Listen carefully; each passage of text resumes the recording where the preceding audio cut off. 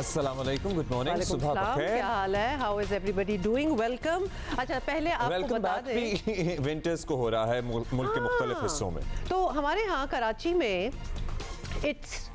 I am not going to say it's cold. It is cold. नहीं, it's not cold, it's chilli.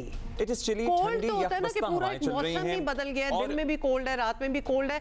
हमारी शामें जो at least कल से it has been so chilly and windy, precisely very windy. और पता चल गया था कि कहीं दूर दराज कोई बर्फ वगैरह पड़ी है, लो एंड बिहोल्ड वो ही हुआ है, क्योंकि आपको पता है ना कि कोयटा में और सर्दी पड़ रही है, बर्फ भी पड़ रही है, बारिश भी हुई है, और उसके असरात जो हैं हवा की फॉर्म में, मतलब वो ठंड हमें लगना अच्छा, ना सिर्फ ये कि हम आपको बता रहे हैं कि ठंडी तेज़ यकबस्ता हवाएं चल रही हैं, बल्कि ये बताया जा रहा है कि अगले 2-3 रोज़ ये सिलसिला जारी रहेगा। इनफैक्ट महकमा मौसमियात के मुताबिक शमाल मशरिक से 34 से 36 किलोमीटर फी घंटा की रफ्तार से मज़ीद हवाएं चलेंगी, और फिर ये सिलसिला 45 किलोमीटर फी घंटा की रफ्तार तक जा पहुंच सकता है। अब्दुल्ला, ये जो इसकी रफ्तार है ना, ये तो कल मैंने फील की है, क्योंकि मैं रोज अभी तो कुछ भी रफ्तार नहीं थी, जो आगे 2-3 दिन के प्रेडिक्शन है। सो आप तो बाहर ना निकलिएगा, आप उड़ भी सकती हैं। सो ये सारा मामला हो सकता है। इसकी वजह से क्या, हमारे जब एक सिलसिला शुरू होता है तो उससे जुड़े मसले भी शुरू हो जाते हैं। गैस जहाँ हमारे यहाँ तो आती नहीं, थोड़ी सी भी ठंड होती है ना तो गैस वहाँ नहीं आ रही है। लोग पहले ही मुल्क के मुख्तलिफ शहरों में गैस के बिलों की वजह से परेशान हैं। मतलब लाखों तो नहीं, लेकिन हजारों तक बात पहुँच गई, और बात जगहों पे लाखों पे। अब्दुल्ला, अभी आपने कहा ना हमारे यहाँ तो आती नहीं है गैस, तो अब ये भी एक ब्लेसिंग इन डिस्गाइज ही समझे, क्योंकि जहाँ आती है ना गैस, वहाँ इस बिल कि वो भी एक टेंशन होना स्टार्ट हो जाती है। अभी जहाँ खुशी होती है कि गैस आ रही है फाइनली, वहाँ आपको पता चल जाता है कि अब बिल का क्या हाल होना है। तो या तो गैस नहीं आएगी, या अगर आएगी तो बिल बहुत ज्यादा आएगा। बड़ा मुश्किल चॉइस है जिंदगी में। तो आप पिक कर लें कि आप क्या करना चाहते हैं। बट ये हमने आपको अपने मौसम का हाल बताना था। बहुत ही इंटरेस्टिंग मैचेस हो रहे हैं। वीकेंड वाला मैच भी आपको याद है, हमने जिक्र किया था लाहौर में, जिसमें हार गया था 8 रन से। उसके बाद कल तो एक और शानदार मैच हुआ। क्या मैच? इसकी आगे चलकर बात करेंगे, लेकिन ये जरूर बताना है हमने कि it was a weekday and the stadium was jam-packed in Lahore. Lahoris love Babar Azam, और कल बाबर आजम ने लाहौर की मोहब्बत का हक भी अदा किया। बेहतरीन 111 रन की इनिंग खेली, और आपने कितना इजीली मेरे साथ बैठे हुए बाईपास कर दिया कि इस्लामाबाद हार गई।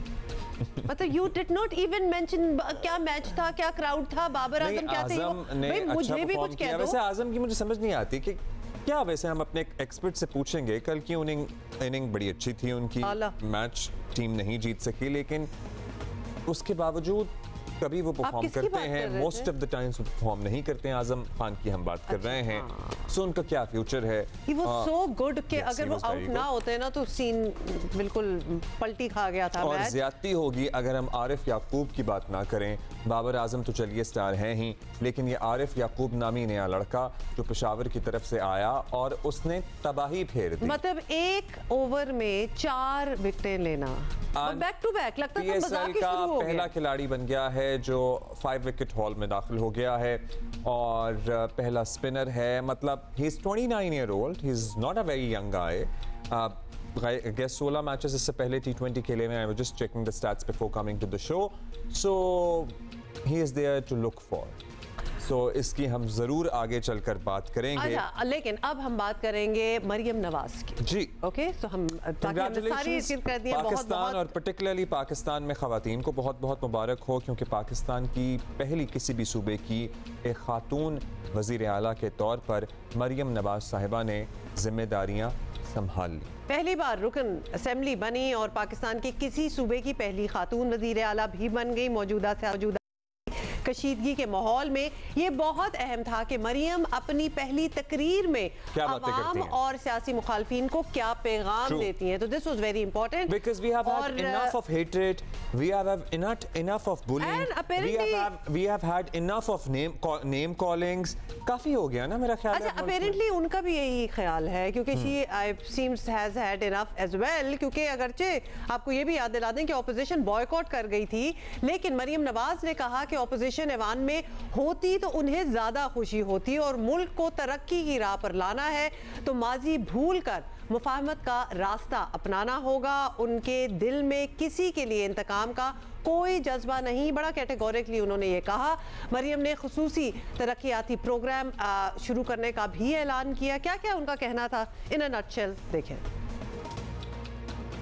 मेरे दिल में किसी के लिए ना इनका कोई ना बदले का कोई जज्बा है। मैं चाहती हूँ कि बड़ा एजाइल निम्बल गवर्नमेंट का जो हमारा कॉन्सेप्ट हो, गवर्नेंस का कॉन्सेप्ट हो, ट्रांसपेरेंट हो। जो भी मेरे काबीना के अरकान होंगे और ब्यूरोक्रेसी को मैं ये कह चुकी हूँ।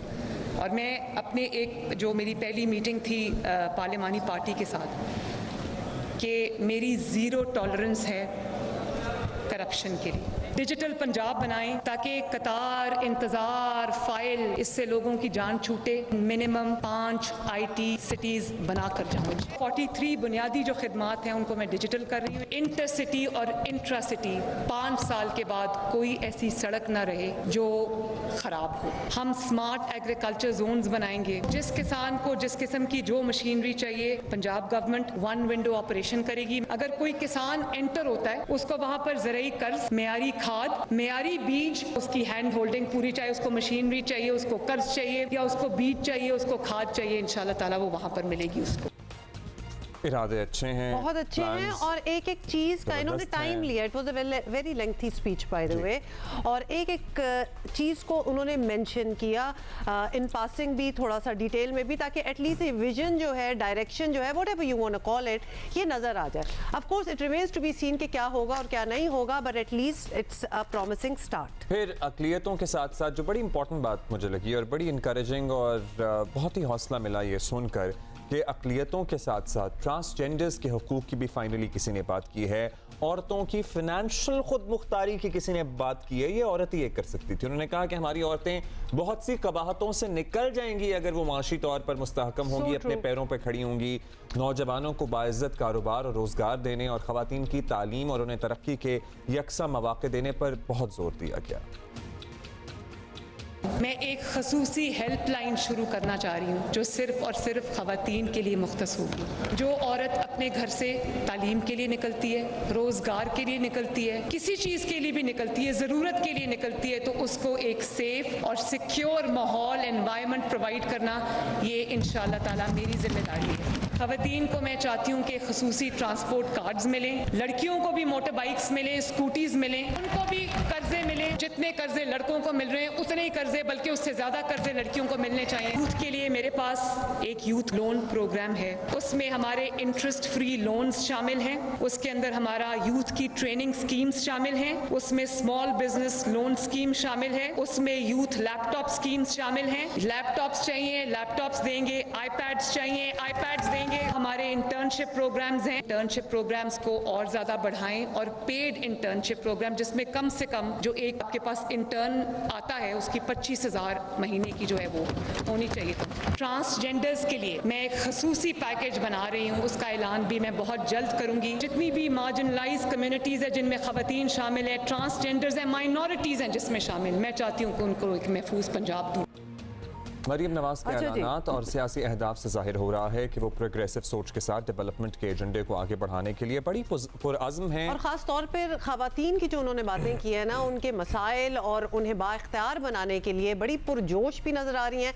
और आप लोगों ने नोटिस किया कि मरियम नवाज ने तकरीर के दौरान अपनी वालदा कुलसूम नवाज की तस्वीर जो थी वो डाइस पर रखी हुई थी। So this was a tribute From her daughter to her mother, certainly. और माओ से ज़्यादा और पर्टिकुलरली अपने बच्चों की कामयाबियों पे वैसे ही कोई नहीं नाज़ा होता, लेकिन अगर बेटी हो वो बच्चा तो फिर और ज़्यादा all the women out there जो ये देख रही होंगी फॉर दैट मैटर, मतलब अगर वो किसी पोजीशन में है कि वो कुछ बन गई हैं, तो don't you want your mother to be literally the first person जिनको आप एड्रेस करें या जिनको आप बताएं अपनी अचीवमेंट के बारे में। तो यहाँ इन्होंने अपनी वालदा की तस्वीर लगाई हुई थी। अच्छा, अब जाहिर है कि बड़ा ट्रिकी है इनके लिए भी। एक अच्छी टीम बनाएंगी, डिलीवर करेंगी, हम्बल रहेंगी, ग्राउंडेड रहेंगी, आवाम के साथ राब्ता बहाल रखेंगी, ब्यूरोक्रेसी के साथ राब्ता बहाल रखेंगी, तो 100% डिलीवर करेंगी। और जब डिलीवर करेंगी तो आगे भी ज़ाहिर मौक़े और मिलेंगे, कामयाबी के चांसेस बढ़ेंगे, क्योंकि PMLN के लिए it is going to be a very tricky path. अगर GT रोड पर अपनी गिरफ्त को पाकिस्तान मुस्लिम लीग नून को दोबारा मजबूत करना है, मतलब वो इलाके जो गढ़ तसव्वुर करते थे जिस पे डेंट पड़ा, और तो उनको वापस लाने के लिए अगर ये तमाम वादे पूरे हो गए तो नथिंग लाइक इट। और ख़वातीन का एक बहुत बड़ा वोट बैंक जो होता है किसी भी इलेक्शन में, किसी भी जमात की कामयाबी में, अगर बहैसियत खातून वज़ीर आला आप डिलीवर करेंगी तो आई एम श्योर कि ख़वातीन का वोट बैंक भी आपकी तरफ अट्रैक्ट होगा। तो ये है सूरत हाल। Good luck, best wishes, congratulations to the whole family. Yes, absolutely, but our eyes are going to be on all the promises made और उसमें अचीव क्या होता है क्या नहीं। ऑफ कोर्स अभी तो इट्स जस्ट बिगिनिंग। सीनियर तजियाकार सलीम साफ़ी साहब हमारे साथ हैं। साफ़ी साहब, मरियम नवाज़ की इन नटशल हमने पॉइंट्स बताए हैं अभी कि क्या क्या स्पीच में कहा। तो उनकी बतौर वज़ीर आला पंजाब जो पहली तकरीर थी वो मुस्लिम लीग नून की एक रिवायती तकरीर भी मानी जा सकती है। डेवलपमेंट की बातें हुई, प्रोग्रेशन की बातें हुई उसमें। तो पहले तो ये बता दें कि क्या ये सब मंसूबे, नारे, वादे काबिल अमल लग रहे हैं आपको? देखिए, ये इस लिहाज से पंजाब की खुशकिस्मती के बाकी सूबों से उसके हालात मुख्तलिफ हैं। कल मैं गवर्नर वज़ीर आला सिंध की तकरीर सुन रहा था मुराद अली शाह का, तो उन्होंने कहा कि उनकी पहली तरजीह अमन व अमान है, यानी उनके सूबे के लिए सबसे बड़ा चैलेंज वो अमन व अमान है। और खैबर और पख्तूनख्वा और बलूचिस्तान में तो सूरत हाल है यही कि इस वक्त लोगों को सबसे ज़्यादा ज़रूरत जान, माल और इज़्ज़त के तहफ़्फ़ुज़ की है। तो इस लिहाज से तो मरियम नवाज़ साहबा ने पंजाब की हद तक अच्छे वादे किए हैं।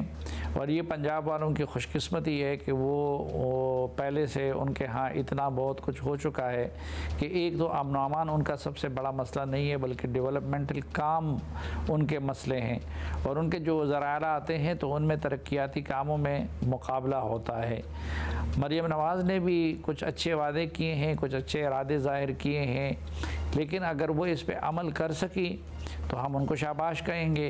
लेकिन अगर इस पर अमल नहीं कर सकी तो फिर मेरे ख़्याल में पंजाब से भी बिलाखिर में मुस्लिम लीग नून का उसी तरह जनाजा निकल जाएगा जिस तरह की पीपल्स पार्टी का पंजाब से निकल गया। मरियम नवाज़ साहबा ने एक बार फिर किसी हद तक मुफाहमत की बात की, बताया सबको के साथ लेकर चलना चाहती हूँ। उन्होंने ये भी कहा कि मैं अपोजिशन की भी वज़ीर आला हूँ, इंतकाम का चैप्टर बंद कर दिया है। आपके ख़्याल में इस बयान को अमल से साबित करना हो तो उन्हें क्या करना चाहिए? सियासी मुखालफीन को किस तरह बताएं कि वाकई अब नो मोर मुज़ाहिमत, मुफाहमत ओनली? नहीं, मरियम नवाज़ का मुफाहमत का बयान खुशाइंद है। उनका ये कहना भी खुशाइंद है कि वो इंतकाम नहीं लेंगी। लेकिन ये जो मुफाहमत का मामला है या पोलराइजेशन का मामला है, ये सिर्फ पंजाब तक ख़ास नहीं है, ये पूरे पाकिस्तान का मसला है। और इसके लिए कौमी क़ियादत को कुछ करना पड़ेगा। और कुछ करने से मेरा मुराद ये है कि ये अब सिर्फ ज़ुबानी बयानात से ये मसला हल नहीं हो सकता। पाकिस्तान को गवर्नेबल बनाने के लिए ज़रूरी है कि एक नया सोशल कॉन्ट्रैक्ट हो, और उस नए सोशल कॉन्ट्रैक्ट के लिए कौमी सतह पे डायलॉग होना चाहिए। और वो डायलॉग सिर्फ सियासतदानों के दरमियान नहीं बल्कि बैनुल इदारजाती डायलॉग की भी ज़रूरत है। तो जब तक नया सोशल कॉन्ट्रैक्ट नहीं किया जाता और जब तक ट्रुथ एंड रिकन्सिलिएशन कमीशन तश्कील नहीं पाई जाती, तो तब तक पाकिस्तान में मुफाहमत की फ़िज़ा का क़याम महज़ एक ख्वाब रहेगा। चलिए, ये तो बात हो गई। और तो ऑब्वियसली हुकूमतें बनी हैं और सबके साथ चलने का कह भी रही हैं, लेकिन इस्लामाबाद में साफ़ी साहब सूरत हाल काफ़ी अलग नज़र आ रही है। सदर साहब तो इजलास बुला ही नहीं रहे, लेकिन इजलास होना ही है तो वो हो जाएगा। क्या ये उम्मीद रखी जा सकती है कि तहरीक इंसाफ और सुन्नी इत्तेहाद काउंसिल वाले पुरसकून अंदाज में मामलात आगे बढ़ने देंगे, माहौल जो है वो अफरा तफरी का ना बने और स्मूथली चीज़ें हो जाएँ? ये आप होते हुए देख रहे हैं? अगर पीटीआई के माजी को देखा जाए तो उनसे तो ये तवक्को नहीं की जा सकती कि वो आराम से बैठेंगे। लेकिन अगर पिछले महीनों में जो कुछ हुआ उससे कुछ सबक लिया हो तो हो सकता है कि वो असम्बली के अंदर बैठें और अपने मसाइल को पार्लिमानी अंदाज में हल करने की कोशिश करें। मशवरा हमारा यही होगा, पीटीआई के मुखालिफिन को भी ये मशवरा है हमारा कि वो मज़ीद इंतकाम की सोच से बाहर निकल आएँ और मुल्क में एक अमन और मोहब्बत की फ़िज़ा कायम करने की कोशिश करें। और पीटीआई को भी बड़ा अच्छा मौका मिला है अपने मसाइल के हल करने की भी और कौम के मसाइल के हल करने की। के भी। एक तरफ खैबर पख्तूनख्वा में उनकी एक मजबूत हुकूमत आई है, दूसरी तरफ कौमी असम्बली और पंजाब असम्बली में वो एक मौसर अपोजिशन के तौर पर सामने आए हैं। तो मेरे ख्याल में अगर सड़कों, चौकों, चौराहों की बजाय PTI पार्लियामेंट को अपनी जद्दोजहद का मरकज़ और महवर बना दे और वहाँ एक ज़िम्मेदार अपोजिशन का किरदार अदा करे तो इससे उनको भी फ़ायदा होगा और फ़ायदा। Let's see hopefully. अच्छा, PTI का भी वोटर सपोर्टर ना अब चाहता है कि मुफाहिमत की बात हो। ज़ाहिर है हमारे इर्द गिर्द बहुत सारे लोग हमारे दोस्तों में हैं, हमारे रिश्तेदारों में हैं। हाँ, लेकिन हम हर पार्टी के वोटर सपोर्टर से गुफ्तगू करते हैं, जरा गेज करते हैं। उसके लिए बात होना जरूरी होगी। अब PTI का सपोर्टर चाहता होगा, आप कह रहे हैं आपके 2-4 दोस्त और फैमिली, लेकिन क्या PTI की लीडरशिप चाहती है कि वो किसी से बात करें, आगे चलें? मतलब वो दैट्स ब्लॉक। एक और चीज़ I just wanted to mention and फिर हम आगे जा सकते हैं। हाँ साफ़ी साहब, बहुत शुक्रिया कि एवरीथिंग गुड, बड़ी खुशी हो रही है। ऑब्वियसली पहली वज़ीर आला पंजाब हमें देख के पाकिस्तान में इनफैक्ट किसी भी सूबे की पहली फ़ीमेल वज़ीर आला। लेकिन एक तनकीद ज़रूर है जो कि अक्सर इनको फेस करनी पड़ती है शरीफ फैमिली को, कि मुड़ मुड़ के जब भी ऐसे ओहदों पे बात आती है तो इनके फैमिली मेम्बर्स ही होते हैं। मतलब स्टार्टिंग फ्रॉम नवाज शरीफ, शहबाज शरीफ, हमजा शहबाज को ना भूलें प्लीज़, क्योंकि वो भी बने थे थोड़ी देर के लिए वज़ीर आला पंजाब। अब मरियम नवाज आ गई हैं। तो क्वेश्चन ये है कि don't they have any other people? मतलब बड़े बड़े नाम हैं। आर्गुमेंट ये है कि एक तजर्बा करके देखा था, जैसे भी नाम एक तजर्बा करके देखा था ना शाहिद खाकान अब्बासी वाला। And in these matters, on these posts, in this political scenario जहां पोलराइजेशन इतनी हो, loyalty is the most important thing. Polarisation की वजह भी यही हो सकती है अब्दुल्ला। इट इज नॉट कि पोलराइजेशन को बचाने के लिए हम फैमिली ऊपर आते हैं। Maryam Nawaz appeared out of nowhere yesterday. वही तो खाकान अब्बासी आज कहां है? यही तो, they did not remain loyal to the party anymore। क्योंकि अगर तो लगता है आपको कि वो थोड़ी सी एक कोई भी कॉन्फ्लिक्ट हो सकता है तो फैमिली को ही ऊपर रखें, बट एक्चुअली उसका एक नेगेटिव इफेक्ट हो रहा है, because very good minded people are just leaving. अच्छा जी, पंजाब पे बहुत बात हो गई, सिंध की भी बात करेंगे। कल एक और जो है इंतखाब हुआ और आज ओथ टेकिंग होगी। वज़ीर आला सिंध मुराद अली शाह तीसरी बार वज़ीर आला बनेंगे। ये कल के मनाजिर हैं जब इंतखाब हुआ इनका तीसरी बार बतौर वज़ीर आला Sindh. Hopefully he delivers better than before. अपनी पीपल्स पार्टी को डिलीवर किया है तो पीपल्स पार्टी दोबारा से क्लीन स्वीप कर गई है सिंध में। But please this time a little bit more focus on Karachi, turn it around and show the world कि हम क्या कर सकते हैं Karachi. Again, I just say Maryam Nawaz अभी वो सड़कों की बात कर रही थी कि 5 सालों में एक सड़क भी हमें टूटी हुई नहीं नजर आनी चाहिए। मतलब हमारे इर्द गिर्द कराची में इधर देख लें, यहीं से शुरू कर दें। कराची में एक वाक़या हुआ जिसके बारे में कन्फ्यूजन है कि भाई मारे जाने वाले अफराद कौन थे। कोरंगी ज़मान टाउन में मारे गए 2 अफराद डाकू थे या आम शहरी थे, ये गुत्थी नहीं सुलझ पा रही है। पुलिस का कहना है कि दोनों डाकू थे। अब्दुल अहद नामी शहरी की जवाबी फायरिंग से हलाक हुए। डाकुओं के कब्जे से असलहा और लूटा हुआ सामान बरामद हुआ है। जिन शहरियों से लूटमार की गई उन्होंने भी डाकुओं की शनाख्त कर ली है। अब हकायक क्या हैं, इबहाम मौजूद है। प्रॉब्लम क्या है? हलाक होने वाले मुबैना डाकू अब्दुल खालिक के भाई अब्दुल रहीम का दावा है कि उनका भाई तो डाकू नहीं था, वो अगले माह उम्रे पे जा रहा था। वैसे डाकू भी उम्रे पे जाते हैं। हाँ, कोई ऐसी तो मुझे अभी तक, आई एम सॉरी अब्दुल्ला, कोई बात नहीं इनका कोई क्रिमिनल रिकॉर्ड है नहीं है। काशिफ मुश्ताक हमारे साथ ही मौजूद हैं, उनसे ज़रा मालूम करते हैं। बताइएगा कितनी FIRs, क्योंकि मुतादिद FIRs दर्ज हुई हैं इस वाक़े को, किस किसने किस खिलाफ FIR कराई है और किस तरह से यह आइडेंटिफाई, पुलिस ने तस्दीक करके कंफर्म कर दिया कि भाई ये तो डाकू थे। अब्दुल्ला, सबसे पहले इनकी शनाख्त की बात करते हैं कि दोनों डाकुओं की जो शनाख्त है वो अब्दुल रज़ाक और अब्दुल रहमान के नाम से हुई है। अब सवाल ये पैदा होता है कि क्या इनका क्रिमिनल रिकॉर्ड मौजूद है, तो इनका क्रिमिनल रिकॉर्ड मौजूद नहीं है। पुलिस हुकाम ये बताते हैं कि वो इस वजह से मौजूद नहीं है क्योंकि दोनों की उम्रें काफ़ी ज़्यादा कम है। एक 23 साल का बताया जा रहा है और एक 21 साल का बताया जा रहा है ज़मान टाउन थाने के एहलकारों की जानिब से। दूसरी बात यह है कि इस वाक़े के 3 मुख्तलिफ मुकदमात दर्ज हुए हैं। तीनों मुकदमात ज़मान टाउन थाने में दर्ज हुए हुए हैं। 2 रोज़ कबल रात गए जो है वो ये डाकू दोनों मुबैना तौर पर जो है वो किसी से लूटमार कर रहे थे। जिस शहरी से लूटमार कर रहे थे एक मुकदमा उसकी जानिब से दर्ज किया गया, फिर उसके बाद पुलिस की जानिब से दावा किया जा रहा है कि ये एक और स्पॉट पर जाकर लूटमार कर रहे थे और इसी दौरान जो है वो शहरी की जानिब से फायरिंग की गई। एक डाकू को 8 गोलियां लगी जबकि दूसरे को 3 गोलियां लगी और दोनों डाकू जो हैं वो हलाक हो गए। ताहम दूसरा मुकदमा उस शहरी की मुद्दत में हुआ, तीसरा मुकदमा जो है वो सरकार की मुद्दत में हुआ है। जबकि हमारी इस दोनों डाकुओं की जो फैमिलीज़ हैं उनसे बात हुई है, उनकी जानिब से ये दावा किया जा रहा है कि दोनों का ऐसा कोई क्रिमिनल रिकॉर्ड मौजूद नहीं है।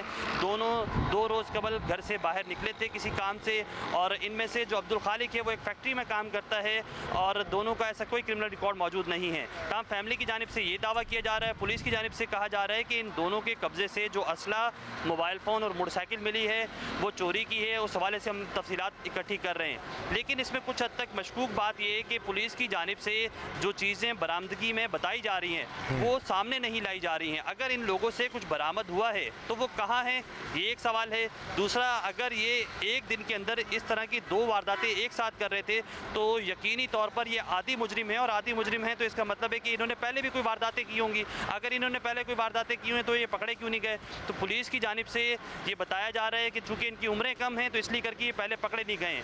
अब इस वाक़े की 3 मुख्तलिफ मुकदमा दर्ज कर लिए गए हैं। SSP कुरंगी की जानिब से ये दावा किया जा रहा है कि फायरिंग कर दी, पहलुओं से तफ्तीश भी की। पुलिस ही सारी इंफॉर्मेशन डिसमिनेट कर रही है कि भी हाँ पहले एक शहरी को लूटा, इसने आइडेंटिफाई कर लिया, दूसरे शहरी से वारदात करने लगे तो उसने फायरिंग कर दी। वो दूसरा शहरी भी क्या महारत रखता था शूटिंग में कि एक को 4 मार दी गोलियां, एक को 8 मार दी और खुद उसे खराश भी नहीं आई। ये नहीं समझ आ रही बात। या फिर आप लोग इंडिपेंडेंट जो जर्नलिस्ट हैं आप लोगों ने अपने जराए से भी तस्दीक की है उन लोगों से कि भाई ऐसा कुछ हुआ हो क्या रहा था एक्चुअली वहाँ, या कोई CCTV हो?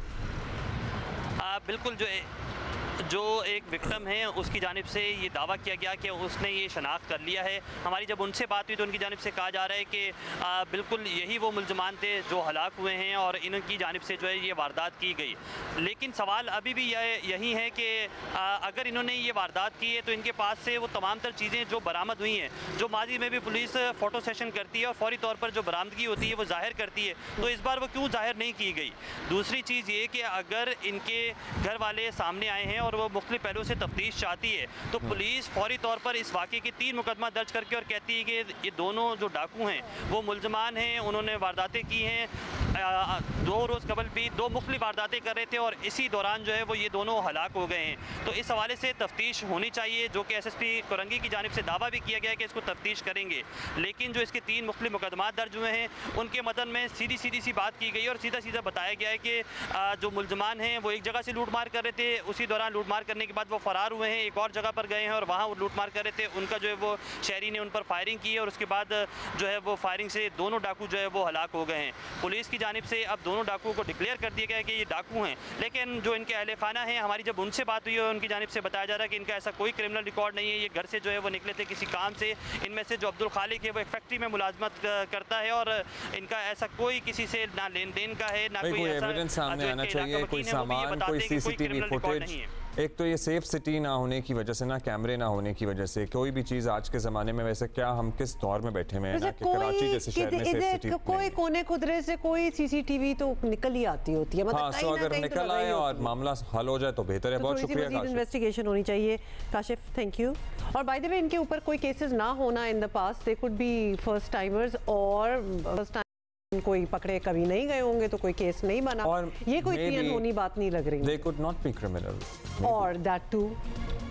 Or you know they could be criminals but also have their jobs. जिस तरह वो कह रहे हैं ना कि वो फैक्ट्री में काम करते हैं, वो भी हो सकता है, कुछ भी हो सकता है। तो बात ये है कि कुछ सामने आना चाहिए, ठोस सबूत भी होना चाहिए। शहरी वैसे लूटमार पे कोई ना कोई कैमरा इधर उधर से देख ही रहा होता है। उस शहरी की का भी इंटरव्यू हो ही जाए मेरा ख्याल है, जिसने कोई 15 गोलियां चलाई हैं। हाँ, मतलब क्या बैकग्राउंड है भाई उस शहरी का। अच्छा, पॉलिटिक्स वंस अगेन। मुल्क की तारीख की पहली खातून वज़ीर आला मरीम नवाज साहिबा की हम बात करेंगे और बहुत से लोग कहते हैं भाई इसलिए उनको वज़ारत आला दी गई, नवाज शरीफ की बेटी हैं, मगर उनका भी एक तवील सियासी सफ़र है जिस पे रिपोर्ट देखें।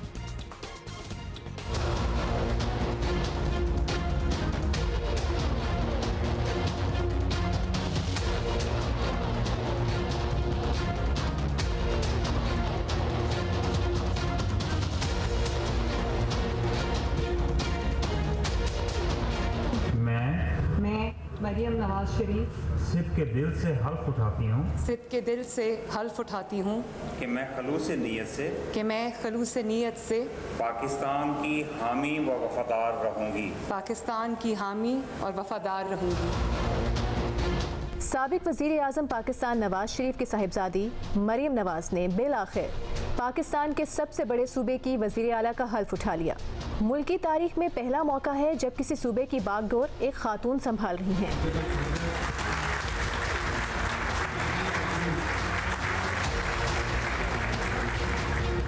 दो 2024 के इंतखाबात में मुस्लिम लीग नून ने पंजाब में वाज़े कामयाबी हासिल की और वज़ारत आला की कुर्सी के लिए मरीम नवाज का इंतखाब किया।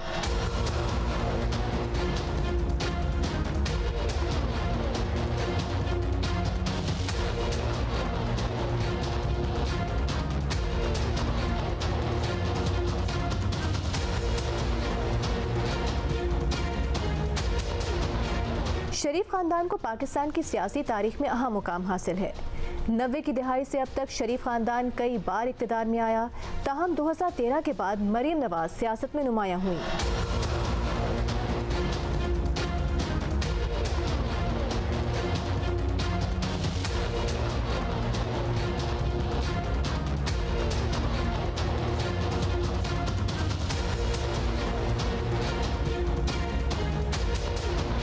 एक क़दामत पसंद ख़ानदान से ताल्लुक़ रखने के बावजूद मरीम नवाज ने कैसे वज़ारत आला बनने तक का ये सफ़र तय किया, इसका आगाज़ गुज़िश्ता सदी के आखिरी मार्शल लॉ से होता है। Deposed Prime Minister. I would not rather say deposed. He is the Prime Minister. 12 अक्टूबर 1999 जब जनरल परवेज़ मुशर्रफ ने नवाज शरीफ की हुकूमत का तख्ता उल्टा, ये वो वक्त था जब मरीम नवाज के वालिद और शोहर कैप्टन सफ्दर समेत दीगर ख़ानदान वाले मुख्तलिफ जेलों में कैद थे। तब मरीम नवाज अपनी वालिदा कुलसूम नवाज के साथ नवाज शरीफ और दीगर की रिहाई के लिए आवाज़ उठाती रहीं। एक इंटरव्यू में उन्होंने इस पूरे खेल को मुशर्रफ के ज़ाती इनाद का शाखसाना करार दिया। He says that he's not vindictive. What is this? This is all his personal vendetta against Nawaz Sharif. Musharraf हुकूमत से मुज़ाकरात और शरीफ ख़ानदान की सऊदी अरब जलावतनी के बाद मरीम नवाज सियासी मंजरनामे से गायब रहीं। 2007 में नवाज शरीफ की वापसी, सूबा पंजाब में नून लीग की हुकूमत और 2013 के इंतखाबात की तैयारी में वो पेश रहीं। उनकी ज़्यादातर तवज्जो नून लीग के सोशल मीडिया विंग को फ़ाल बनाने पर थी।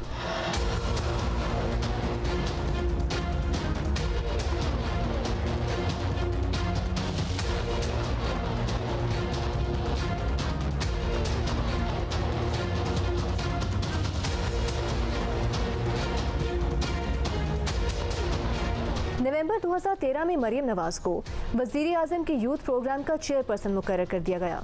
पाकिस्तान तहरीक इंसाफ और दीगर हलकों की जानिब से इल्ज़ामात की वजह से उन्होंने 12 माह बाद इस ओहदे से इस्तीफ़ा दे दिया। इसके बाद मरीम नवाज ने सोशल मीडिया और ब्रॉडकास्ट मीडिया पर अपनी गिरफ्त मजबूत कर ली।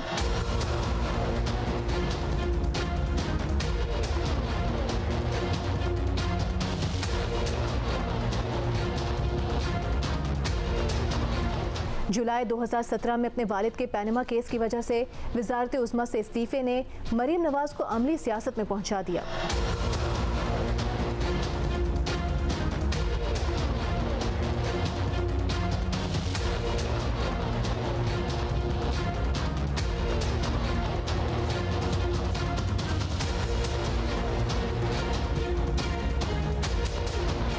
सोशल मीडिया हो या टीवी चैनल्स, वो नवाज शरीफ का हर महाज पर जारहाना अंदाज में दिफा करती और सब बड़े बड़े फैसलों में शरीक रहती।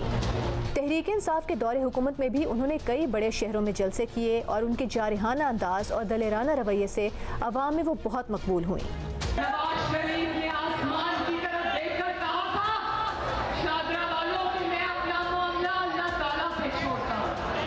जुलाई 2018 नैब ने उन्हें एवनफील्ड केस में 7 साल के लिए जेल भेज दिया। सितंबर 2018 में वो जमानत पर रिहा हुई। जुलाई 2019 में जज अरशद मलिक की मुबैना वीडियो लीक हुई, जिसमें जज ने नवाज शरीफ को दबाव में आकर सजा सुनाने का एतराफ़ किया।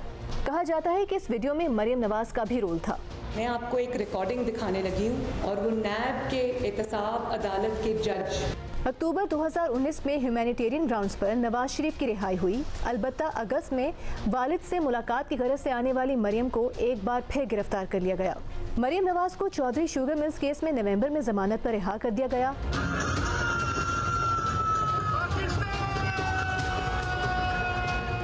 और ख़ानदानी रिवायत के बरखिलाफ वो वालिद के जानशीन के तौर पर उभरी। वज़ीर आला बनने के मौके पर उन्होंने अपनी कारकर्दगी के लिए भी अपने वालिद के तरक्याती कामों को रोल मॉडल करार दिया। मेरे पीछे नवाज शरीफ साहब और शहबाज शरीफ साहब और मुस्लिम लीग नून के जितने सीनियर रहनुमा हैं वो सब मेरे मेंटर्स हैं। उनकी लेगेसी को आगे बढ़ाना कोई आसान काम नहीं है। सियासत में इस जगह तक पहुंचने के लिए उन्हें कई इम्तहानात से गुजरना पड़ा। शुरू में उनके जारिहाना लहजे को ताकतवर हलकों में ज्यादा पसंद नहीं किया जाता था, लेकिन ये भी उनकी एक कामयाबी है। उस वक्त वो पार्टी की सीनियर लीडर थीं और अब सबसे बड़े सूबे की वजीर आला। वो सूबे में तरक्की के नए मयार और अहदाफ सेट करना चाहती हैं। ख़ास तौर पर वो नौजवानों और ख़वातीन को आगे लाने के लिए बहुत पुरअज़्म नजर आती हैं। किसी खातून को हैरिस करना, हरासा करना मरियम नवाज शरीफ की रेड लाइन है। इस वक्त मरियम नवाज को तहरीक इंसाफ के मजबूत सोशल मीडिया का सामना है। क्या बहैसियत वज़ीर आला वो पाकिस्तान तहरीक इंसाफ के बयानिए का मुकाबला कर सकेंगी? ये देखना भी दिलचस्प होगा। मरियम नवाज को मुस्लिम लीग नून की सियासी वारिस कहा जाता है। बतौर वज़ीर आला उनकी कारकर्दगी ही नून लीग के सियासी मुस्तकबिल का फैसला करेगी।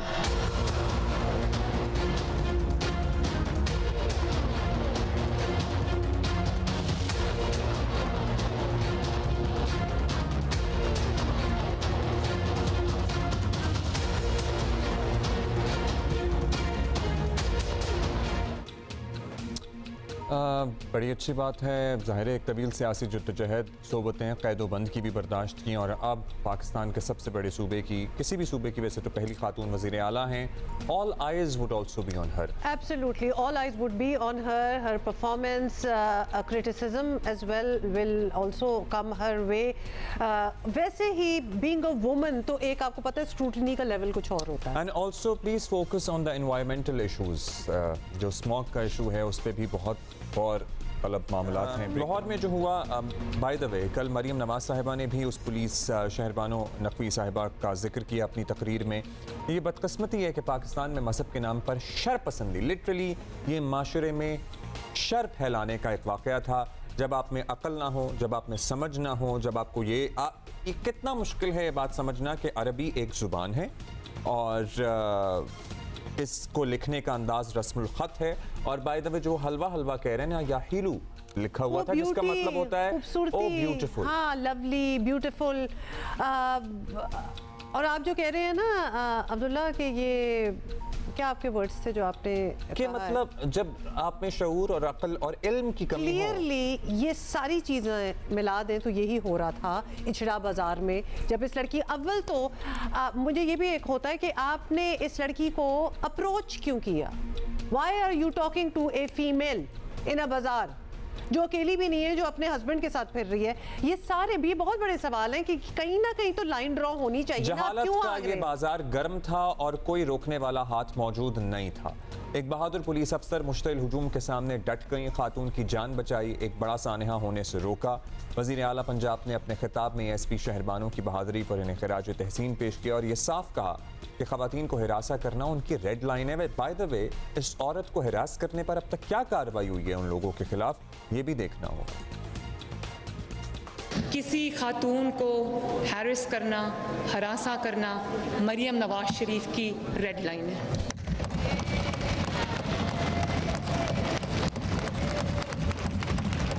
अगर किसी खातून को कहीं मेरी ज़रूरत पड़ती है, और यहाँ पर मैं उस पुलिस ऑफिसर को शाबाश देना चाहती हूँ जिसने कल एक खातून की जान बचाई, मैं इंशाल्लाह अपने दफ्तर में बुलाकर भी मैं उसको शाबाश दूंगी। अच्छा जी, इस एक वाक़े की तफसीलात में जाएं तो पता चल जाता है कि हिस्ब रिवायत मामला यहाँ भी कुछ नहीं था। There was nothing to it. गलत फहमी की वजह से मुश्तअल लोग मरने मारने तक पहुँच चुके थे। तशवीशनाक बात यह है कि पढ़े लिखे लोग भी मजहबी जनूनियत का शिकार हो जाते हैं, जैसा कि इस वाक़े में भी दिखाई दिया है। और यहाँ उलमा का फ़र्ज़ है कि वो लोगों को तहम्मुल, बर्दाश्त और रवादारी का सबक दें, मगर हमारे माशरे की लाइल्मी देखिए कि जिसकी कोई हद ही नहीं है, और ये बड़ा क्लियरली मतलब नजर भी ये आ लोग गया। अरब ममालिक में भी जाते होंगे, सऊदी अरेबिया में जाते होंगे, मुकद्दस शहरों में जाते होंगे, वहाँ सीवेज लाइनें भी हैं, गटर भी हैं, गटर के ढकने भी हैं, गटर के ढकने के ऊपर तहरीर भी होता है, उनकी अपनी जुबान में होता है। तो क्या करते हैं आप वहाँ जाके? सच बताएं तो अगर आपका सोशल मीडिया चल रहा हो उस पर आपने रिएक्शन शायद पढ़ लिए हो कि अरब ममालिक के लोगों के जो रिएक्शन थे वो शौक में थे कि भाई हमारे लिए तो ये ज़बान है, हम तो हर जगह इसको लिखते हैं, इसमें इतनी बड़ी चीज़ क्या हो गई। अब्दुल्ला, एक बात टू बी नोटेड है कि जिस शॉप में ये खातून खड़ी थी उन्होंने इसको ज़रूर तहफ़्फ़ुज़ दिए, सहारा दिए, बिल्कुल, जो क्योंकि उनको इस बात की समझ आ गई थी कि यहाँ कुछ भी हो सकता है। बहुत अच्छा सवाल है जो अभी हम अपने चंद साल पहले सियालकोट में श्रीलंकन मैनेजर के मुश्तइल हुजूम के हाथों हलाकत अब तक दुनिया भूली नहीं है। इस वाक़े ने पाकिस्तान का इमेज बर्बाद कर दिया था। लाहौर का यह वाक़या भी पाकिस्तान में मज़हब के नाम पर जुनूनियत और अदम बर्दाश्त की एक अफसोसनाक मिसाल है। पाकिस्तान उलमा कौंसिल के चेयरमैन अल्लामा ताहिर अशरफी साहब हमारे साथ मौजूद हैं। बहुत शुक्रिया अल्लामा साहब। अल्लामा साहब, लाहौर के वाक़े की वीडियोस देखें तो साफ पता चलता है कि वहाँ लोग खुद को आलिम मौलवी बता रहे हैं जिन्हें अरबी पढ़ना तक नहीं आती। वहाँ मौजूद लोग उनकी बात मान रहे थे और किसी भी हद तक जाने के लिए तैयार थे। अब ऐसे लोगों को इस्लाम की तशरीह और इस तशरीह के ऐसे नफास का इख्तियार कैसे मिल गया? लेकिन गुजारिश ये है कि आमतुन्नास को, अवामुन्नास को, उन्हीं लोगों को दीन के हवाले से या किसी भी शोबे के जिससे आप मुंसलिक हैं उसका माहिर वही समझा जाएगा जो उस शोबे का जानने वाला है। दीन का माहिर भी वही समझा जाएगा या दीन का आलिम वही समझा जाएगा जो दीन को समझने वाला है। बदकिस्मती है कि हम हर दाढ़ी पगड़ी वाले को समझ लेते हैं कि ये दीन का जो है वो शारे है या दीन का समझने वाला है। बदकिस्मती है हमारे यहाँ तो हर शख्स ने हाथ में तलवार उठा रखी है और ज़ुबान पर उसके जो है वो फतवा है। ये इसके ऊपर बिलाशुबा पैगाम पाकिस्तान में बहुत सारा कलाम हुई है, बहुत सारी बात हुई है, लेकिन इस पर कानून साजी की ज़रूरत है। और मैं समझता हूँ कि ये लाहौर का जो मामला है इसको टेस्ट केस बनाना चाहिए। और मैं चाहता हूँ कि आपके ज़रिए ये बात लोगों तक पहुँच जाए कि ये लिबास और इस तरह की तहरीरें लिबासों के ऊपर यह आलम अरब में आम पाई जाती हैं। और अगर जो कुछ पिछड़ा में हुआ है इसको लें तो फिर तो कोई वहाँ आधी दुनिया जो है वो बेचारी फतवे का ही शिकार हो जाती। लेकिन ये मुफ्ती नहीं, ये जाहिल है और मैं समझता हूँ कि हुकूमत को इनके खिलाफ लेना चाहिए। साहब, बदकिस्मती तो है लेकिन ये कुछ करना भी पड़ेगा क्योंकि ये पहली बार हुआ नहीं है। ये किस्से अगर बढ़ते गए जो कि तसलसल से हम देख रहे हैं, बढ़ ही रहे हैं। पाकिस्तान उलमा काउंसिल से ये सवाल भी बनता है कि आप लोग तो देखते ही हैं कि कुछ लोग मजहब के नाम पर शरंगेजी करते हैं और ये होता आ रहा है, तो कभी ऐसे अफराद के खिलाफ आपने कार्रवाई क्यों नहीं की? पाकिस्तान उलमा कौंसिल अल्हम्दुलिल्लाह ना सिर्फ पाकिस्तान में बल्कि पूरी दुनिया में इस किस्म के जो इंतहा पसंदी या दहशत गर्दी के मामलात हैं उसमें हमेशा सफ़े अव्वल में आके अपना किरदार अदा करती है। खा वो फतवे की सूरत में हो, खा वो खुतबात की सूरत में हो, खा वो तहरीरी सूरत में हो, तकरीरी सूरत में हो, जो हमारे पास क़ुव्वत नाफ़ज़ा नहीं है। और इवन कि अगर हमें हमारे अपने लोगों के अंदर कोई ऐसा शख्स मिल जाए या ऐसे शख्स की शिकायत आ जाए तो हमारी जमात फ़ौरन उसके ऊपर एक्शन लेती है और उसके ख़िलाफ़ कार्रवाई की जाती है। लेकिन जो क़ुव्वत नाफ़ज़ा है वो तो हुकूमत के पास है। अब जैसे मैंने पहले गुजारिश की है कि अब ये हुकूमत के पास एक टेस्ट केस है और मैं उम्मीद रखता हूँ कि मोहतरमा मरियम नवाज़ साहिबा जो कि अभी नई वज़ीर आला बनी हैं वो इस हवाले से भरपूर एक्शन भी लेंगी और जो मुजरिमीन हैं उनके मेरे नज़दीक तो उनके मुकदमात इंसदाद दहशत गर्दी की अदालत में चलने चाहिए, उनको गिरफ़्तार होना चाहिए। इससे बड़ी दहशत गर्दी कोई नहीं हो सकती कि एक ख़ातून अपने भाई के साथ या खावंद के साथ बाज़ार में जाए और उसके कपड़ों के ऊपर एक तहरीर लिखी हो और आप उसको जो है मारने पर आ जाएं, आप उसके कत्ल करने के दरपे हो जाएं, आप उसकी आज़ादी और उस छीन लें। तो मैं समझता हूँ कि इस हवाले से जो रियासत का काम है, हुकूमत का काम है, उसको करना चाहिए। जो हमारा काम है, हमने अल्हम्दुलिल्लाह इस मामले में भी आप देखें या बाकी उमूर में कहीं भी अल्लाह के फजल से कोताही। अच्छा अल्लामा साहब, अब क्या ही वैसे सवाल करें आपसे, लेकिन उम्मीद कर सकते हैं कि माशरे में कुछ बेहतरी आ जाए, कुछ बर्दाश्त पैदा हो जाए लोगों के अंदर, एक दूसरे को इन एन इंस्टेंट मरने मारने पर ना तुल जाएं। क्या ये हो सकता है? कैसे होगा? कौन सुनेगा? कौन इनको समझाएगा, बताएगा? हुकूमत कुछ कर सकती है, उलमा कुछ कर सकते हैं? उलमा ने तो पैगाम पाकिस्तान की सूरत में एक मुत्तफ़िका दस्तावेज़ हुकूमत को दे दी। बदकिस्मती है कई साल गुजर गए, अब तक उस पर कानून साजी नहीं हुई। अदम बर्दाश्त और तशद्दुद की सोच जो है, इसके ख़ात्मे के लिए हम सबको अपना अपना किरदार अदा करना है। आप मीडिया में देख लें, यहाँ पर भी क्या सियासी दुनिया में देख लें, मजहबी तो हमने पैगाम पाकिस्तान कर दिया। मैं समझता हूँ नई हुकूमतें आ रही हैं, इंतखाबात हुए हैं, एक मिसाक पाकिस्तान की तरफ हमें जाना चाहिए, जिसमें यहाँ हमारी इक़्तिसादी मुआशी पॉलिसी का मामला हो, वहाँ हमारी जो अखलाकियात हैं और जो हमारी नौजवान नस्ल है और जो हमारे मुल्क के अंदर अखलाकी मेयारात हैं, उस हवाले से भी हमें एक पॉलिसी तरतीब देनी होगी जो ऊपर से लेकर नीचे तक नाफिजुल अमल हो।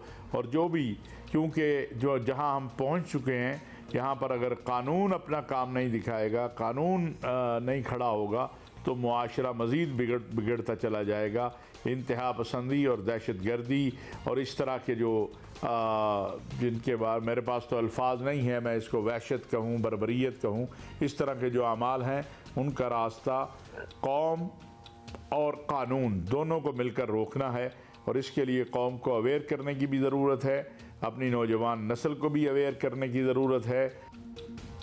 शुक्रिया अल्लामा साहब, आपने बड़े अच्छे से एक्सप्लेन किया। अच्छा, इसी इशू पे हम मज़ीद भी बात करेंगे क्योंकि हमारे पास सवाल बहुत हैं और ये भी बहुत ही सिंपलिस्टिक जवाब to a very complex problem लगता है कि हमें तहम्मुल और बर्दाश्त और ये सब कुछ पैदा करना है, क्योंकि we need to go to the root of it. हमें ASP शहरबानो नकवी साहबा ज्वाइन करेंगी, उनसे सवाल करने हैं कि आपको सबसे पहले कंप्लेन कैसे पहुंची, मामले की नज़ाकत समझते हुए आप उस खातून को वहां से ले गई, कोई एक्शन लिया जा रहा है उनके अगेंस्ट जो ये करना चाह रहे थे, जो इल्ज़ाम लगा रहे थे, जिन्होंने घेराव किया हुआ था, उनके अगेंस्ट भी तो कोई एक्शन बनता है कि नहीं बनता? लोगों का ये भी सवाल है कि उस खातून जिसकी कोई गलती नहीं थी, उससे माफी क्यों मंगवाई गई? अव्वल तो कोई भी शहरी आके भरे बाजार में आपसे कहे कि अपना ID कार्ड दिखाओ, क्यों? इसमें इतने एलिमेंट्स हैं जिस पे बात होनी चाहिए कि कोई कैसे ये कर सकता है। ट्विटर पता नहीं क्या एक्स तो नहीं चल रहा वहाँ पे, वैसे खुदा दा खौफ करो तो CV में खोल दे। मतलब ट्विटर का ये कोई मजाक है? या तो अनाउंस कर दें कि बैन कर दिया है। यूट्यूब भी किया था ना 4 साल के लिए, डू इट, लेकिन वो भी नहीं करना। Don't want the backlash from the world, लेकिन चलाना भी नहीं है। हद है वैसे, फेस इट। अच्छा जी, हम ज़रूर ASP शहरबानो नकवी साहिबा कुछ देर में हमारे साथ मौजूद होंगी, हमें ज्वाइन करेंगी। आप हमें इंस्टाग्राम पे मीनवाइल सवाल लिख के भेज दें, जियो पाकिस्तान TV हमारा हैंडल है। खैर, अब्दुल रज़ाक साहब हमारे साथ मौजूद हैं और उनसे ज़रा बात करेंगे। पहले बात तो कर लेना जरा। आपने मुझे पूरी वक्त ना PSL की आजकल आप बात नहीं करने देते बिकॉज और इतनी इंटरेस्ट है। अच्छा जी, super league, Pakistan super league जो है वो अपना नेक्स्ट सफर तय कर चुकी है। कल टूर्नामेंट कराची शिफ्ट हो रहा है। हाँ, कितने मैचेस आधे हो गए हैं ना? खैर, लाहौर में हो गए, मुल्तान में हो गए, अब कराची में पहुंच रहे हैं और पिंडी और कराची दोनों में हो गए। इस दौरान बड़े स्टार्स की बात करें तो कल के सेंचुरी मेकर बाबर आजम अपनी टॉप फॉर्म में नजर आए।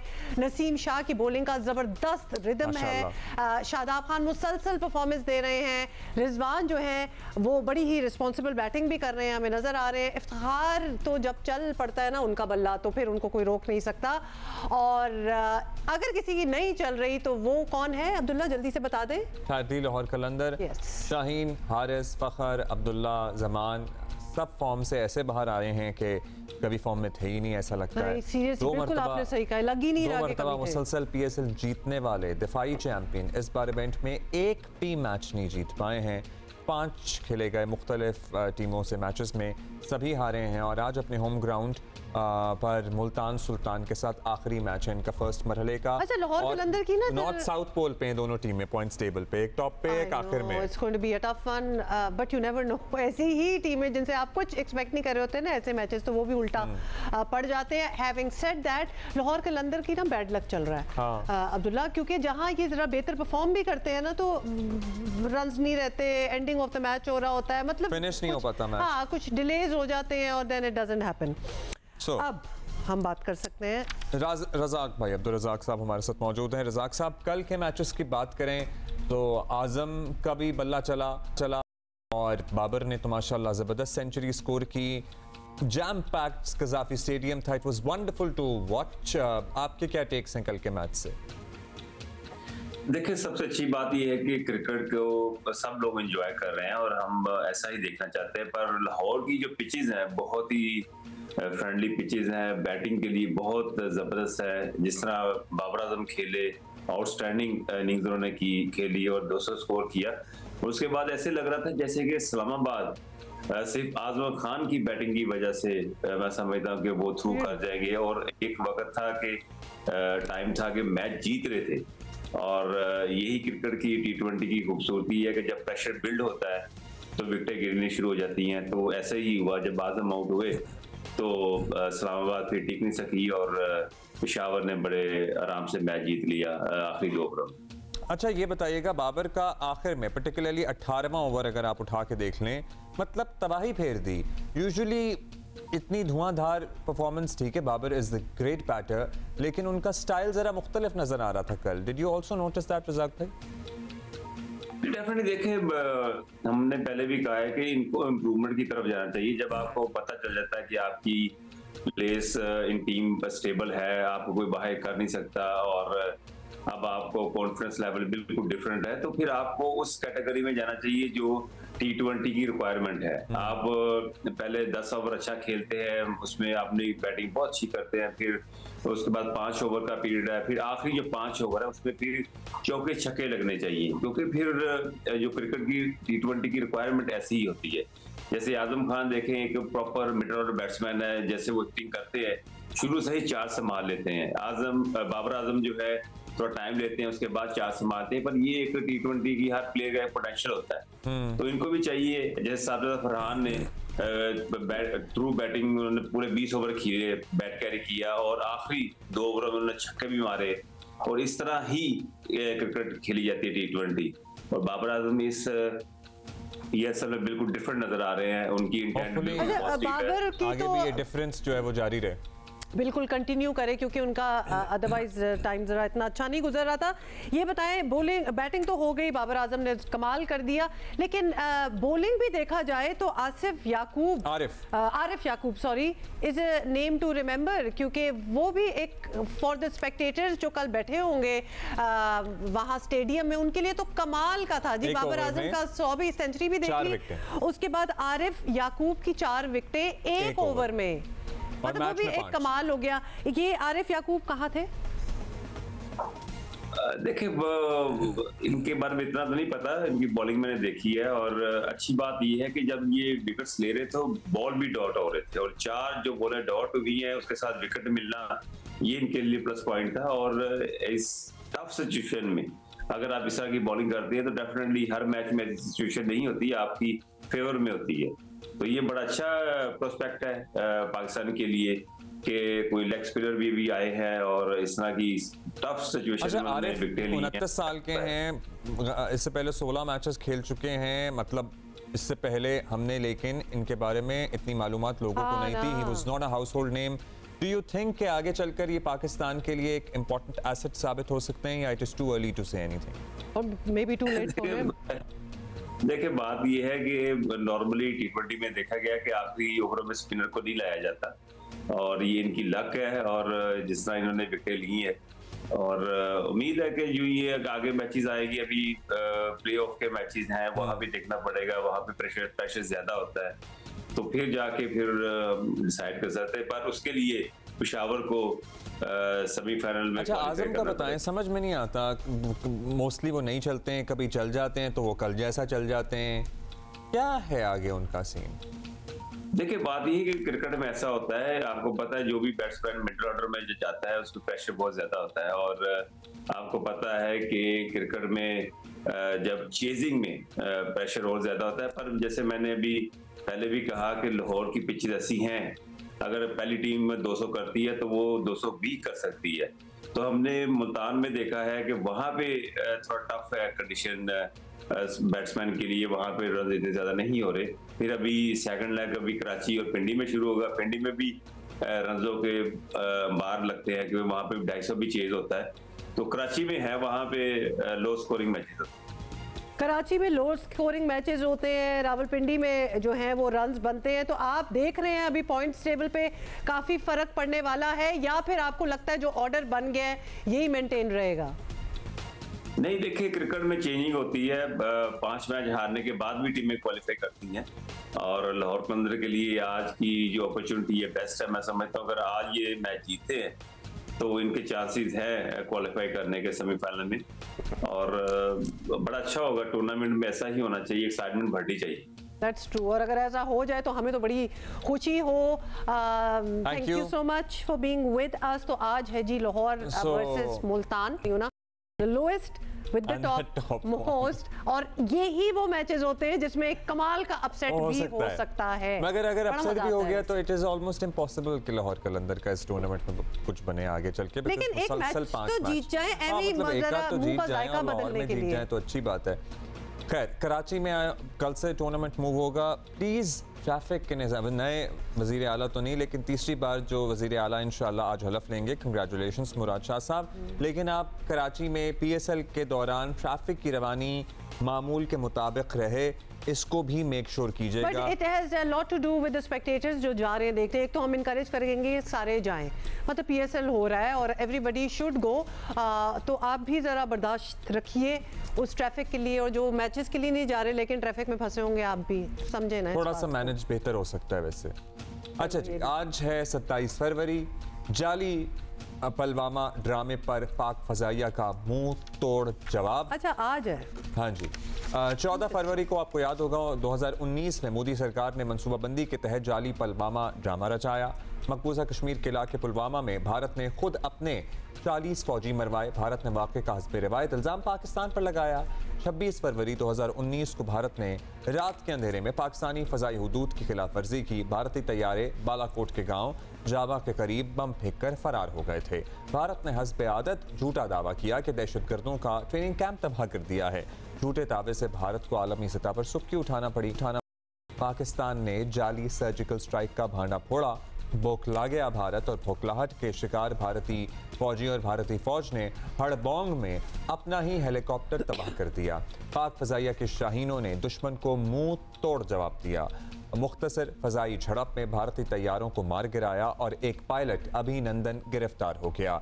27 फरवरी का दिन बावर कराता है हमें कि वतन के दफा के लिए पाक फौज हमा वक्त तैयार है, और वो द टी इज फैंटास्टिक, तो सबको याद ही हो। अच्छा, can I just say here कि वो टाइम मुझे याद आ रहा है, उसको by the way operation Swift retort को 5 साल हो चुके हैं। आप सारों को याद होगा, एक अनसर्टेनिटी थी, लेकिन साथ ही जो झूठ फ्रॉम अक्रॉस द बॉर्डर आ रहा था कि हमने ये कैंप्स उड़ा दिए हैं तो फलाना हो गया, अपना जहाज भी उनको तबाह करना पड़ा सिर्फ करने के लिए। मतलब लिटरली हमारे यहाँ क्या तकलीफ 2 दरख्तों को हुई थी, उनको भी नहीं पहुंचना चाहिए था। बिल्कुल भी नहीं, मुझे तो इस पे भी तकलीफ है कि एनवायरमेंटली आपने बड़ा तंग किया हमें, बट दैट्स अबाउट इट। और दावे ऐसे थे कि पता नहीं कहां तक पहुंचे। ना सिर्फ वो ड्रामा फ्लॉप हुआ बल्कि उस ड्रामे में जो फिल्म बनाई ऋतिक रोशन की वो और बड़ी फ्लॉप हुई। जी, लाहौर इंसिडेंट की दोबारा बात करेंगे। इंसिडेंट वो उन्होंने हमें ज्वाइन किया है और हम उनसे बात करना चाहते हैं। ASP सैयदा शहरबानो नकवी साहिबा हमारे साथ हैं। आपको हम शहरबानो ही कहेंगे, और आपसे एक दफ़ा पहले भी हमारी इसी प्लेटफॉर्म पे बात हो चुकी है। Thank you so much for joining us. ज़रा अपने सेंटिमेंट्स हमें बता दें, क्योंकि जब हमने ये खबर सुनी और फिर आपका वो सारा रेस्क्यू करना सब कुछ हमने देखा, हम काफ़ी खौफजदा हो चुके थे, क्योंकि this whole incident could have gone down very badly. तो ज़रा वो सेंटिमेंट भी शेयर करें हमारे साथ। As far as the sentiment goes, तो उस टाइम हमें प्रोसेस करने का पुलिस ऑफिसर्स टाइम नहीं मिलता है, what we are feeling. बिकॉज उस टाइम सिर्फ हमारे जहन में ये चीज़ होती है that we have to save a life, we have to ensure कि कोई law and order situation create ना हो, या फिर हमारी सोसाइटी को, कौम को या मुल्क के ऊपर कोई ऐसा दाग ना लगे जो कि हम बाद में धो ना सकें. So these are the only three concerns that we have when we are going to such a situation. जब आप वहाँ जा रहे होते हैं, अगर आपको पता हो कि बात गलत हो रही है, आपने खुद भी लिबास देख लिया, मतलब as a woman, as a citizen आपको बहुत सी चीज़ें सामने आ गई कि दिस इज़ रॉन्ग, उस वक्त अपने इमोशंस को हैंडल करना, फॉर दैट मैटर अपने गुस्से को हैंडल करना कि there is nothing wrong here, वो कमाल कैसे आता है? ये कंपोजर जो होता है, this becomes a part and parcel of your nature. This becomes second nature to you because अगर आप लोग कंपोजर ना रखिए एक ऑफिसर, तो रोज उसको इतने ट्रिगर्स होते हैं जो कि वो फेस करता है, इतनी मतलब सिचुएशंस को फेस करता है जहाँ उसे नजर आ रहा होता है कि ज्यादती हुई है, तो उसको एक बहुत इम्पार्शियल तरीके से, like a very good surgeon और a doctor who's going to conduct an operation, he has to step back and come from a third person's perspective. Otherwise situation resolve. बिल्कुल, और आपने बखूबी सिचुएशन रिजॉल्व की. अब हम I am really interested to know कि आप first response में ही वहाँ पहुँची थी या फिर कोई और नफरी वहाँ पहले पहुँची और उन्होंने कहा कि मैडम आप पहुँचे यहाँ पे, 15 पे कॉल आई थी, कैसे आप वहाँ तक पहुँची और फिर आपने ये ऑपरेशन कंडक्ट किया? This is a very good question. हम लोग basically there's a protocol that you have to follow. If a 15 call comes on your comes through Safe City to your control, basically जो मुतल्लिका SHO होता है, he has to reach the point. अगर situation जो है वो religious offense से related हो, political mob से related हो या road block से related हो, तो आप कोशिश करते हैं to beef up the security, you call अपने जो मुतल्लिका थानों की गाड़ियां हैं उन्हें भी बुला लेते हैं. इस सिचुएशन के ऊपर 2 SHOs मौजूद थे, SHO शादमान भी मौजूद थे, SHO इचरा भी मौजूद थे. हमारे जो सुपरवाइजरी पुलिस ऑफिसर हैं SP मॉल टाउन, वो भी पहुंच चुके थे और हम भी पहुंच चुके थे. तो बेसिकली जो सब डिविजनल लेवल के जो ऑफिसर होते हैं वो भी आ जाते हैं, being an ASP I'm a sub divisional officer, and then the divisional in charge comes as well. So when you're talking about a religious offense, political offense or a law and order situation, you have to ensure that Were you the most senior at that point? जब आप आई या आपसे senior लोग भी मौजूद थे, और किसने ये डिसाइड किया कि भाई you would be the one who would be addressing the mob? Basically जो SP साहब थे वो मौजूद थे मौके के ऊपर, डॉल्फिन हमारी जो फर्स्ट रिस्पांस फोर्स है वो भी मौजूद थी, हमारे SHOs भी थे. आपको मेन रोड से इस एरिया की जो एक्सेस बनती है, अभी हम फॉर्चुनेटली उधर ही खड़े हुए, हम इचले की मेन फिरोजपुर रोड पे ही खड़े हुए, पाकिस्तानी चौक यहाँ से हम 30 सेकंड की ड्राइव के ऊपर है हमारे. तो आपको वॉक करके जाना पड़ता है अंदर की तरफ 4 से 5 मिनट. तो गाड़ी उधर डायरेक्टली जा नहीं सकती, उसको दूसरी तरफ से लगती है. तो डिसीजन उस टाइम ये था कि APC बुलाएं. तो हमने APC नहीं बुलाएं, ये सिचुएशन हमने पहले इचरे में फेस की हुई है, हम ये करेंगे, हम खातून को ऐसे ही लेके जाएंगे, कुछ नहीं होगा. तो आई कुर्सी का वीडियो में नजर नहीं आ रहा, तो I just stood on the chair, address the crowd, मैंने कहा आपको हिलेगा नहीं, मैं खातून को लेके आ रही हूँ. तो फिर हम लोगों ने खातून को लेके आए हैं, उसको गाड़ी में डाला और फिर हम लोग ले गए हैं, and they followed us till the main road. तो हम लोगों ने खातून को अंदर बिठा दिया, तो खुद हम डाले की पिछली वाली तरफ खड़े हो गए थे जिधर गार्ड्स बैठते हैं, and we kept on telling them that please don't follow us. जब तक हम मेन रोड पे पहुंचे तब तक वो हमारे पीछे थे, और उसके बाद फिर वो थाने में इकट्ठे हो गए थे, लेकिन हमने खातून को उस थाने में रखा नहीं. शर्मानो, लेकिन दिस इज ऑल्सो ट्रू कि ये सिचुएशन ऐसी वॉलेटाइल सेकंड्स में हो जाती है, मतलब आपका कॉन्फिडेंस, आपकी ट्रेनिंग, सब कुछ बहुत अच्छी रंग लाई, वो तो हमने देख ही लिया, बट ज़रूरी नहीं है कि हमेशा ऐसा होता. So we are just wondering कि ये खातून को इस वजह से जब आप थाने ले गए तो उनको माफ़ी मांगनी पड़ी, क्योंकि बाय ऑल स्टैंडर्ड्स उनकी कोई गलती नहीं थी. तो इस पे डिबेट भी बहुत हो रही है. I am sure you have come across social media as well. ये सिचुएशन कैसे बनी, ये बता दें.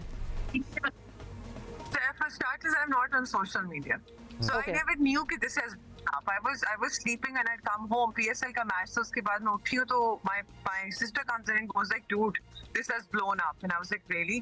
So because हम लोगों के ज़हन में होता है कि this happens every day almost. फिर डॉट्स मार्केट में पिछले 2 हफ्ते पहले हुआ ऐसी सिचुएशन, मस्जिद के बिल्कुल बाहर हुई. उससे पहले इचरे के अंदर ऐसे 2 और इंसिडेंट्स हो चुके हैं, 3 और इंसिडेंट्स हो चुके हैं. तो for us we never thought कि अच्छा ठीक है, this was something that we have to do. And we have to put our life at risk. तो जहां तक खातून का माफी मांगने का ताल्लुक है, तो इसको मैं एक्सप्लेन करती चलूं कि हमारी पुलिस की इंटरवेंशन जो है वो 3 पहलुओं पे बनती है। लॉ एंड ऑर्डर सिचुएशन कोई क्रिएट ना हो, माली नुकसान कोई ना हो, और किसी की जान को कोई खतरा ना पहुंचे। हमने वो तीनों चीजें इंश्योर कर ली। Considering PSL was being held only 2 kilometers away from where that this incident had taken place, तो हमें ये था कि रोड ब्लॉक ना हो जाए।